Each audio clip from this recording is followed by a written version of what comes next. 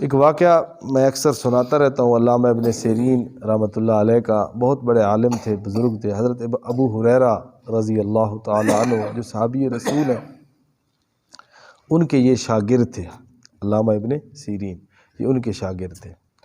اور یہ جو ہے نا خوابوں کی تعبیر اور جس کو کہتے ہیں تعویل الاحادیث، تعبیر خوابوں کی، اس حوالے سے ان کا بہت بڑا نام ہے کہ ان کی بات تعبیر کے معاملات میں حرف آخر ہوا کرتی تھی۔ اللہ تعالیٰ نے بڑا ان کو علم عطا کیا تھا خوابوں کی تعبیر کے بارے میں۔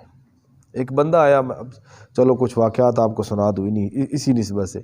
ایک بندہ آیا، اس نے کہا جی میں نے خواب کے اندر دیکھا ہے میں اذان دے رہا ہوں۔ حضرت صاحب نے دیکھا اس بندے کو، فرمایا اس کی تعبیر یہ ہے اللہ تعالیٰ تجھے حج کروائے گا، تیرے خواب کی تعبیر ہے کہ تو کس پہ جائے گا؟ حج پہ۔ اچھا، اسی مجلس کے اندر بیٹھے تھے، ایک اور بندہ آ گیا، اس نے کہا جی حضرت جی میں نے خواب میں دیکھا ہے میں اذان دے رہا ہوں۔ تو انہوں نے اس بندے کو دیکھا تو فرمانے لگے بھائی تیرے خواب کی تعبیر یہ ہے کہ تیرے اوپر چوری کا الزام لگے گا۔ خواب ایک جیسا اور تعبیر دونوں کی الگ۔ اچھا، وہ چلا گیا شاگردوں پاس جو پڑھنے والے محدث سے بہت بڑے، انہوں نے کہا حضرت جی یہ خواب ایک جیسا اور تعبیر دونوں کی الگ الگ۔ فرمایا تعبیر کا تعلق خواب دیکھنے والے کی شخصیت سے بھی ہوتا ہے، جب شخصیت بدلتی ہے نا تو پھر تعبیر بھی بدل جاتی۔ مثلا جس نے پہلے خواب میں دیکھا تھا نا میں اذان دے رہا ہوں، وہ شکل سے نیک پرہیزگار اچھا آدمی لگ رہا تھا، دیندار لگ رہا تھا، تو اس کی نسبت ہے ابراہیم علیہ السلام کے ساتھ۔ اور قرآن میں آتا ہے وَأَذِّن، اذان کا لفظ ہے، وَأَذِّن فِي النَّاسِ بِالْحَجِّ، وہاں پر اذان کا لفظ ہے، اعلان کا لفظ ہے، اور اس کے ساتھ تذکرہ کس کا ہے؟ حج کا ہے۔ اور جو دوسرا بندہ آیا تھا نا تعبیر پوچھنے کے لیے، تو وہ شکل سے اتنا کوئی متدین یا اچھا آدمی نہیں لگ رہا تھا، تو اس کی مشابہت ہے حضرت یوسف علیہ السلام کے بھائیوں کے ساتھ، وہ جنہوں نے سارا وہ منصوبہ بنایا تھا یوسف علیہ السلام کے بارے میں، جھوٹ بنا کے والد کے سامنے، تو اس کی مشابہت ان کے ساتھ ہے۔ تو جہاں پر ان کا ذکر آتا ہے نا تو وہاں پر آتا ہے فَأَذَّنَ مُؤَذِّنٌ، کس کا ذکر ہے؟ آذان کا اور اعلان کا، اور آگے ہے أَيَّتُهَا الْعِيرُ إِنَّكُمْ لَسَارِقُونَ، آگے چوری کا ذکر ہے۔ ان کی مشابہت ان کے ساتھ ہے، اس کی تعبیر الگ، اس کی مشابہت اس کے ساتھ ہے، اس کی تعبیر الگ۔ تو اتنا عقل ہو، اتنی بڑی عقل ہو اور اتنی سمجھ ہو قرآن و حدیث کی، تو تبھی تو بندہ پھر یہ بتا سکتا ہے۔ ایک بندے نے ان سے سوال کیا حضرت جی میں نے خواب میں دیکھا کہ میرے جو ہے نا چارپائی، اس کے نیچے آگ کے انگارے، اور آگ جل رہی ہے اور انگارے دہک رہے ہیں۔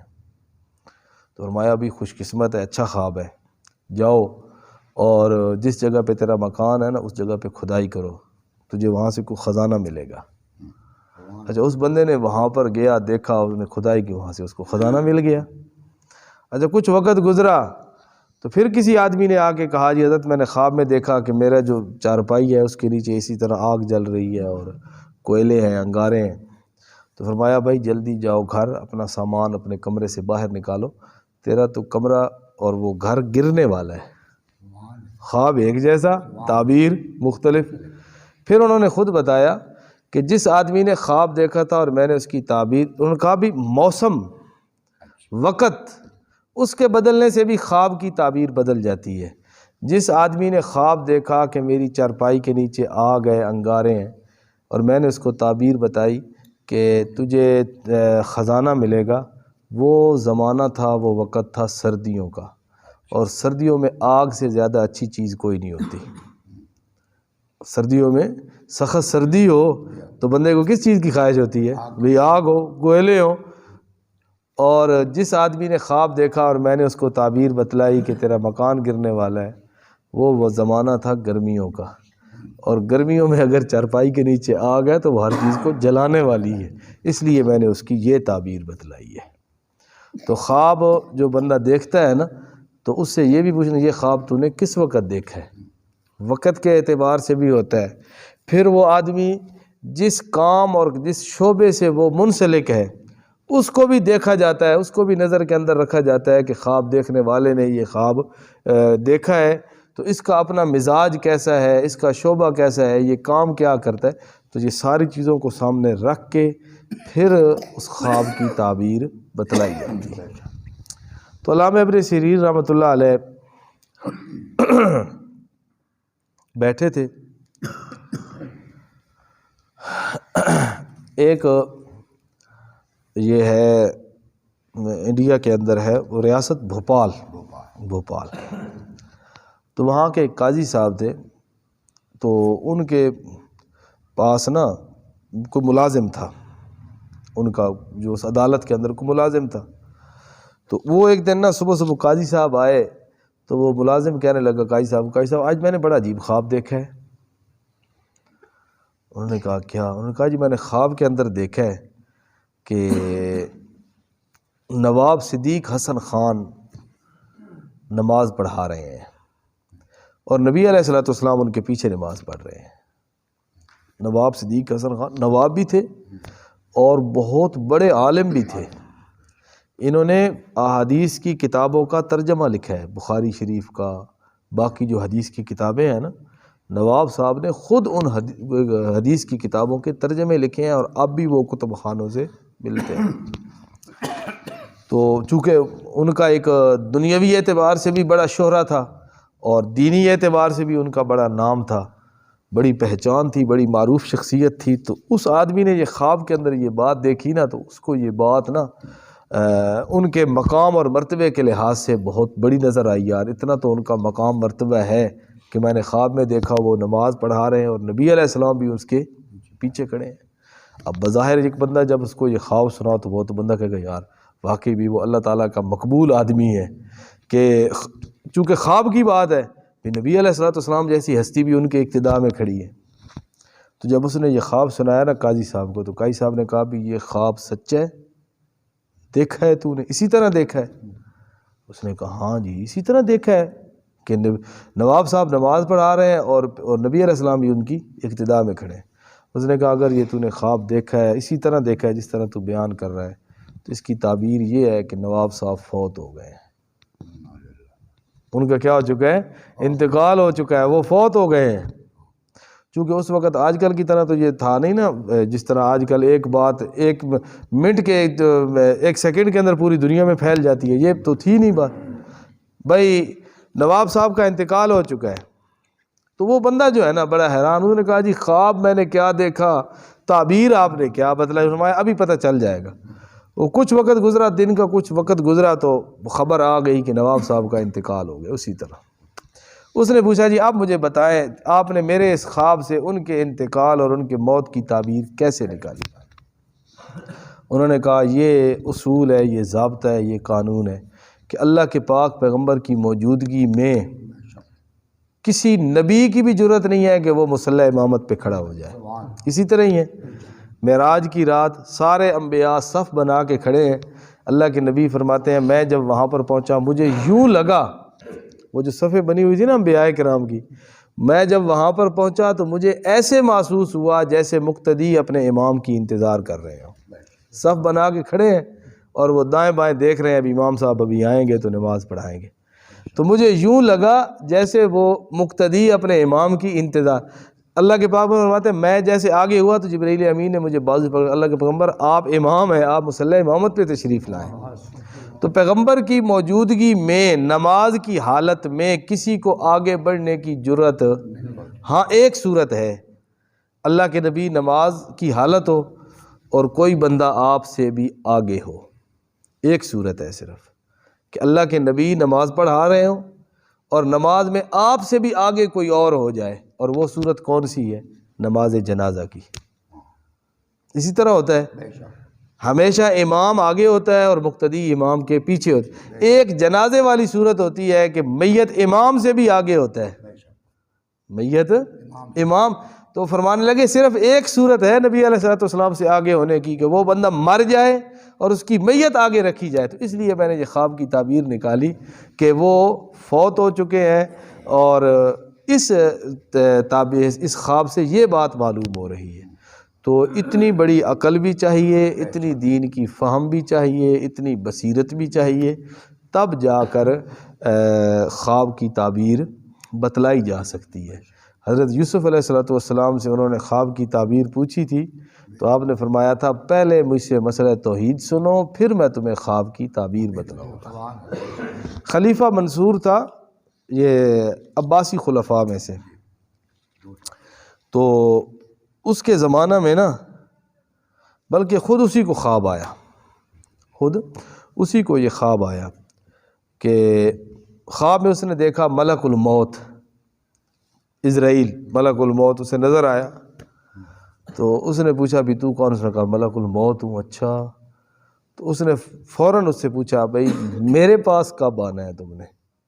میری روح قبض کرنے کے لیے تو نے کب آنا ہے؟ تو اس نے نا ایسے ہاتھ کا اشارہ کیا، ایسے کہا، اور وہ چلا گیا.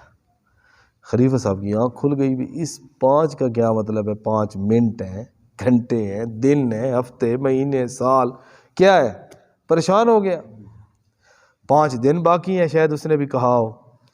تو صبح کے وقت اس نے جو ہے نا اپنے علماء جو دربار کے اندر تھے ان کے سامنے اپنا خواب بیان کیا، بھئی یہ اسی طرح میں نے خواب میں دیکھا اور اس نے مجھے یوں اشارہ کیا. تو کسی نے کہا جی اس سے جی یہ بس ویسی خواب ہے. کسی نے کہا جی اس سے مراد 5 سال ہیں. کسی نے کیا تعبیر بتائی، کسی نے کیا کہا، کسی نے. بات چلتے چلتے امام اعظم ابو حنیفہ رحمۃ اللہ علیہ تک پہنچ گئی.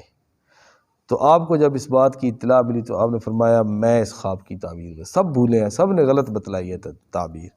اس کی تعبیر یہ ہے کہ جب اس نے سوال کیا کہ میرے پاس تو نے کب آنا ہے میری روح قبض کرنے کے لیے، گویا کہ یہ سوال تھا کہ میری موت کب آئے گی.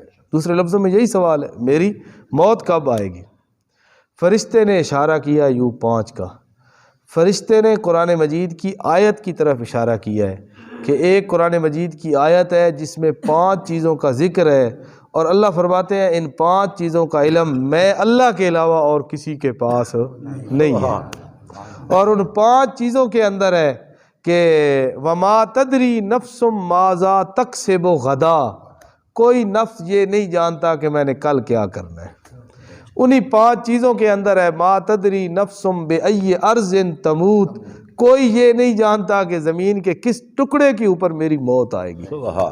تو اس نے سوال کیا میری موت کب آئے گی، تو فرشتے نے یوں کہا یہ موت کا علم یہ ان 5 چیزوں میں سے ہے جن کو مفاتح الغیب کہتے ہیں. نبی علیہ الصلوۃ والسلام نے فرمایا، قرآن میں آتا ہے نا وَعِندَهُ مفاتح الغیب، اللہ کے پاس ہے غیب کی کنجیاں. صحابہ نے پوچھا یہ مفاتح الغیب کیا ہے، غیب کی کنجیاں کیا ہیں؟ نبی علیہ السلام نے فرمایا 5 لا یعلمہن الا اللہ، وہ 5 چیزیں جن کا علم سوائے اللہ کے اور کسی کے پاس نہیں ہے. تو ان 5 چیزوں سے کے اندر موت کا وقت بھی ہے. تو فرشتے نے کہا موت کا وقت سوائے اللہ کے اور کوئی جاننے والا. آپ پریشان نہ ہوئیے بھئی 5 دن ہے یا 5 ہفتے یا 5 سال یا 5 مہینے ہیں، آپ پریشان ہونے کی ضرورت نہیں ہے.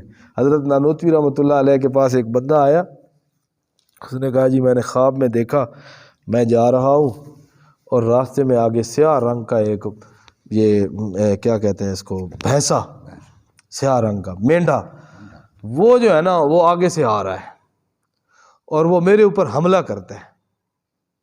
تو جب وہ حملہ کرتا ہے نا تو میں اس کو سینگوں سے ایسے پکڑ لیتا ہوں. اب وہ جو ہے نا چھڑانے کی کوشش کرتا ہے، تو اسی ہاتھا پائی کے اندر میری یہ جو بائیں ٹانگ ہے نا ران کے اوپر اس کا تھوڑا سا سینگ لگ جاتا ہے، اور تھوڑا سا معمولی سا خون بھی میں نے خواب کے اندر دیکھا کہ میرے جسم سے تھوڑا سا خون بھی نکلا. بس پھر میں جاگ گیا. تو فرمایا اس کی تعبیر کیا ہے؟ تو انہوں نے فرمایا بھائی اس کی تعبیر یہ ہے کہ تیرے جو چچا کی اولاد ہے نا، چچا کی طرف سے، اس کے اندر سے کسی چھوٹی بچی کا انتقال ہوگا. کوئی چھوٹی سی بچی، اس پہ موت آئے گی، وہ مر جائے گی، اس کا یہ طریقہ. تو اس نے کہا جی بڑی لمبی تعبیر بتائی ہے آپ نے، بھی چچا، پھر چچے کی اولاد، پھر اولاد میں سے بیٹی، پھر بیٹی بھی چھوٹی سی، یہ ساری آپ نے اس خواب سے کیسے نکالی؟ انہوں نے کہا بھئی دیکھو حدیث میں آتا ہے قیامت کے دن موت کو مینڈے کی شکل میں لایا جائے گا، سارے جنتی جنت میں چلے جائیں گے، سارے جہنمی جہنم میں چلے جائیں گے، اللہ پل صراط کے اوپر موت کو سیاہ مینڈے کی شکل کے اندر لائے گا، اور اللہ تعالیٰ دونوں کو مخاطب کرے گا، جنتیوں کو بھی اور جہنمیوں کو، دیکھو یہ کیا ہے؟ موت ہے۔